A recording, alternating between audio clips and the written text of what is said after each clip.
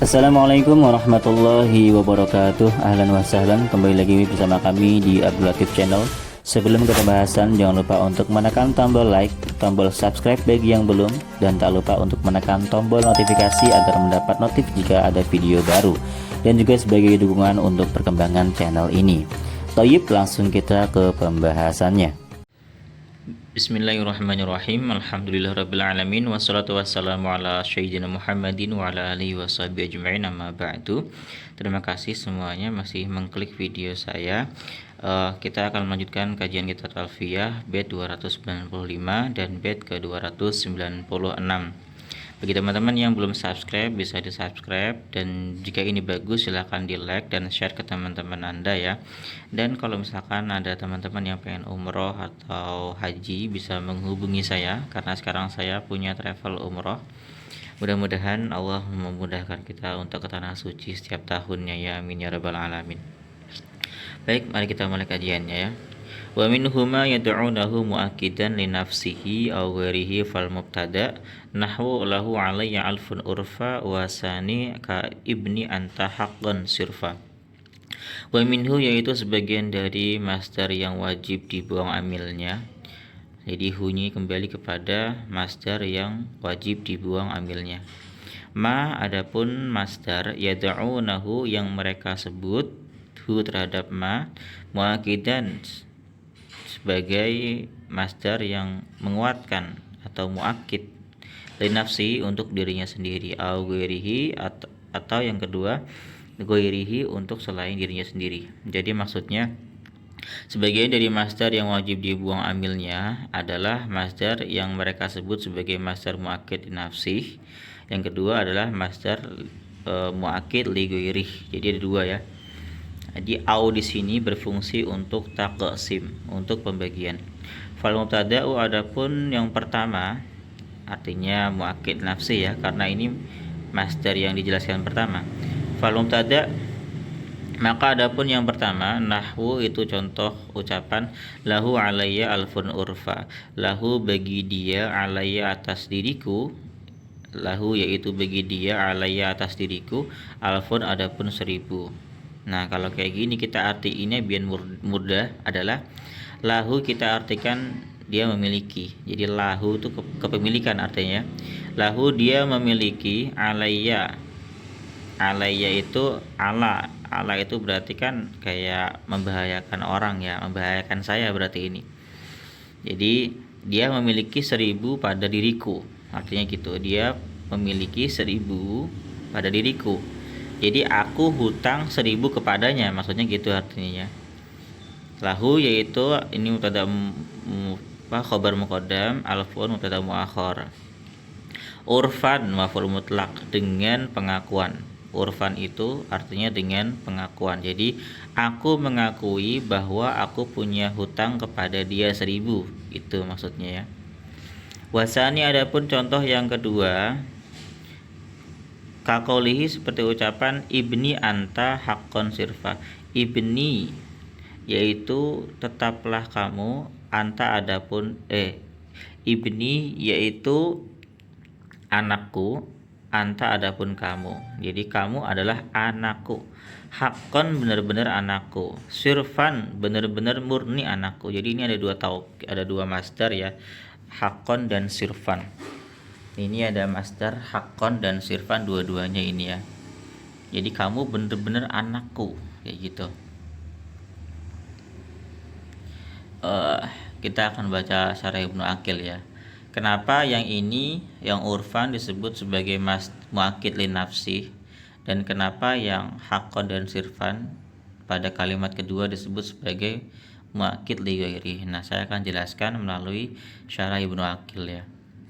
Minal masdari, yaitu sebagian masdar al-mahdhufi amiluhu wujuban, yang dibuang amilnya secara al-mahdhufi ya, yang dibuang ambilnya dengan hukum wajib.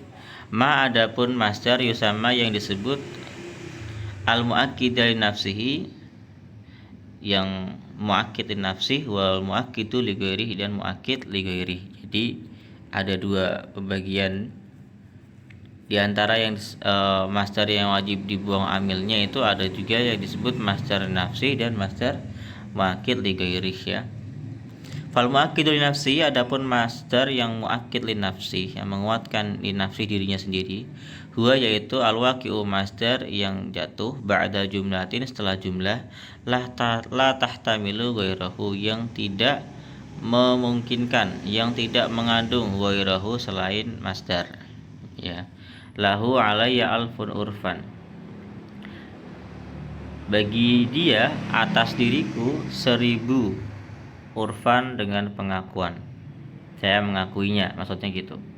I'tirafan, jadi urfan itu sama artinya dengan i'tirafan. Fa i'tirafan, maka adapun lafaz i'tirafan itu masdarun, masdar mansubun yang dinasabkan, bi fi'lin mahdhufin, dengan fi'il mahdhuf, wujuban dengan hukum wajib. Wa taqdir, takdirnya adalah a'tarifu i'tirafan, aku mengakui. Nah, di sini artinya benar-benar aku mengakui ya. Wa yusama muakkidan li nafsihi, ini dinamakan sebagai muakkid li nafsih. Tadi kan waqi'u ba'da jumlatin la tahtamilu ghairahu, jumlah tersebut tidak mengandung makna selainnya gitu loh. Li'annahu muakkidun lil jumlati qablahu, karena i'tirafan itu dia menguatkan jumlah sebelumnya, yaitu lafaz lahu alayya alfun wahya nafsul masdari, dan dia jumlah tersebut itu nafsul masdari, adalah dirinya masdar tersebut. Kan saya mengakui sesuatu, pengakuan itulah masdarnya, sehingga pengakuan di sini itu menjadi yang dikuatkan sendiri. Pengakuannya apa? Pengakuannya adalah dia punya hutang gitu loh. Ketika dia mengakui punya hutang, lalu dia tambahkan urfan, pengakuanku di sini, maka urfan ini menguatkan dirinya sendiri. Dia menguatkan pengakuan dia sendiri gitu loh maksudnya. Maka ini disebut sebagai muakkid li nafsih. Jadi Allahu alayya alfun ini merupakan sebuah pengakuan. Oke ya. Urfan ini sebagai masdar muakkid li nafsih, karena urfan ini menguatkan pengakuannya. Nah, begitu ya teman-teman ya, begitu. Bimana annaha la tahtamilu siwah, dengan makna bahwasanya jumlah tersebut tidak mengandung siwahu, selain masdar, tidak mengandung selain masdar. Wa hadha huwa al muradu bi qouli fal mubtada fal awalu minal qismaini mal qurani fil baitil awal. Jadi ini yang dimaksud dengan ucapan fal mubtada. Jadi fal mubtada yang pertama minal qismaini, dari dua bagian, al madhkura ini yang dia sebutkan fil baitil awal, di bait pertama. Jadi yang di bait pertama kan ini kan muakkid li nafsi wa ghairi. Ya, fal mubtada yang pertama itu contohnya ini lahu alai alfun. Ini jumlah yang merupakan pengakuan dia. Nah, urfan sebagai pengakuan yang menyatakan jelas pengakuan ini menjadi masdar muakkid li nafsih, karena dia menguatkan pengakuan dia sendiri kayak gitu. Dan jumlah ini pun tidak mengandung kemungkinan lain, dia hanya mengandung pengakuan ya, bukan majas dan sebagainya. Nah, sedangkan yang kedua yang masdar muakkid li ghairi, masdar muakkid li ghairi adalah al-waqi'u ba'da jumlatin tahtamiluhu wa tahtamilu ghairahu. Muakkid li ghairi adalah masdar yang jatuh setelah jumlah yang mengandung makna dia dan makna lain selain dia gitu loh. Fatasiru bidzikrihi nasson fihi, maka jumlah tersebut menjadi, dengan adanya masdar, menjadi nasson, ketetapan, fihi, dalam masdar. Jadi menjadi ketetapan masdar ketika ada masdar. Contoh kayak anta ibni haqqon, kamu adalah anakku, haqqon benar-benar anakku gitu loh. Ini menjelaskan benar-benar kebenaran. Fahaqqon, maka lafaz haqqon mansubun bi fi'lin mahdhufin wujuban wa taqdiru ahaqquhu haqqon, aku membenarkannya dengan kebenaran gitu. Wasamia muakkidan li ghairi. Nah, ini alasannya nih. Disebut sebagai muakkid li ghairi karena apa? Li'annal jumlata qablahu tasluhu lahu li ghairihi. Karena jumlah sebelumnya itu pantas untuk masdar tersebut dan juga untuk selain masdar. Jadi bisa berarti itu hakon, bisa berarti majazan. Lianna kaulaka, karena ucapan kamu anta ibni itu yahtamilu ayyakuna hakikotan. Ya, ucapanmu kamu adalah anakku memungkinkan dia merupakan hakikat atau kebenaran.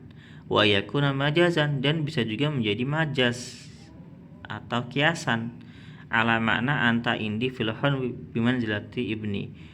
Karena apa kalau majaz? Ala makna bisa berarti maknanya anta indi, kamu di sisiku, filhonwi dalam kasih sayang, bimanzilati ibni seperti anakku. Jadi bukan anak beneran, tapi hanya dalam segi kasih sayang. Aku menyayangimu seperti anakku, maksudnya gitu. Falamma qala haqqan, maka ketika dia mengucapkan haqqan, sorot al jumlatun nason, maka jumlah tersebut menjadi ketetapan nas fi annal murada al bunuwatu haqiqatan. Ketetapan bahwa maksud dari ucapan anta ibni itu dalam segi memang benar-benar anak gitu. Ya, bunuwatu hubungannya adalah anak secara hakikat. Fata'assarat al jumlatu bil masdar, maka jumlah ini menjadi terpengaruh dengan adanya masdar. Li'annaha sorot bihi nason, karena dengan adanya, ya, li'annaha, karena jumlah tersebut, sorot telah menjadi jumlah tersebut bihi dengan masdar, nason menjadi nas. Jadi jumlah tersebut dengan adanya masdar menjadi nas. Fakana muakkidan lighairihi, maka masdar tersebut menguatkan lighairihi terhadap selain dirinya sendiri. Liwujubi mughayaratil mu'assiri lil mu'assari fi, karena wajibnya perubahan yang dilakukan mu'assir kepada mu'assar fih gitu. Jadi memang ini jelas ya. Jadi kita lihat di sini, kalau yang di contoh pertama itu membicarakan pengakuan. Lahu alayya alfun, itu adalah pengakuan. Jadi ini memiliki makna pengakuan. Maka urfan, yang artinya mengaku, itu menguatkan pengakuan itu sendiri, begitu, menguatkan dirinya sendiri. Oke, paham ya? Maka disebut muakkid li nafsihi, karena menguatkan pengakuan sendiri. Jadi urfan kan artinya pengaku kan, i'tirafan tadi mengaku. Karena dia menguatkan pengakuan, maka dia disebut linafsih, karena dia menguatkan maknanya sendiri. Beda kalau anta ibni haqqon, anta ibni itu bisa bermakna kamu benar-benar anakku atau hanya kiasan. Nah, haqqon di sini dia adalah masdar muakkid li ghairihi, karena dia menguatkan ibni anta. Kenapa kok disebut li ghairihi? Karena ibni anta itu bukan dirinya haqqon. Dia masih punya dua kepribadian, dua makna. Bisa bermakna hakiki, bisa bermakna majazi. Karena dia bisa dua makna, sedangkan haqqon hanya satu makna, maka ini itu masih ibarat orang lain gitu loh. Maka haqqon itu menguatkan sisi yang benarnya itu, haqqon gitu. Maka ini menguatkan ghairih, selain dirinya sendiri, sedangkan urfan menguatkan dirinya sendiri karena ini pengakuan ya. Karena ini belum, kalau ini belum jelas ini kebenaran atau kiasan. Nah, haqqon ini menguatkan yang sisi kebenarannya, maka dia disebut sebagai muakkid li ghairihi, begitu. Jadi ada 7 masdar yang wajib dibuang amilnya ya. Kita akan runtut dari pertama. Nah, yang pertama adalah ya, ketika masdar menjadi pengganti fiil. Ya. Dan ini dikiaskan pada fiil amr dan juga fiil nahi. Itu pertama, masdar wajib dibuang amilnya ketika menjadi pengganti dari fiilnya, dan ini berlaku pada fiil amr dan fiil nahi. Itu kias hukumnya. Selain itu berarti simai. Kemudian yang kedua, ketika masdar menjadi doa, contoh sukyan laka. Yang ketiga, ketika masdar jatuh setelah istifham, yang istifham tersebut dimasukkan untuk taubih, penghinaan. Oke. Contoh atawanian waqad ala kalamasyib. Kemudian yang keempat, kita akan lanjut di sini. Yang keempat adalah masdar yang berfungsi untuk penjelas. Untuk penjelas dari akibat sebelumnya, konsekuensi dari perilaku sebelumnya gitu. Penjelas dari akibat perilaku sebelumnya. Oke, itu kayak contoh fa imma manan ba'du wa imma fidaan. Itu yang keempat. Yang kelima itu adalah masdar yang menggantikan fiil ketika masdar tersebut diulang-ulang ya. Mukarraron atau mahsuron. Itu yang kelima.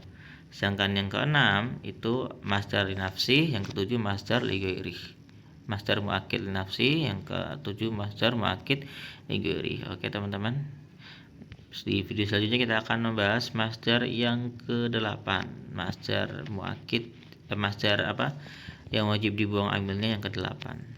Terima kasih. Assalamualaikum warahmatullahi wabarakatuh.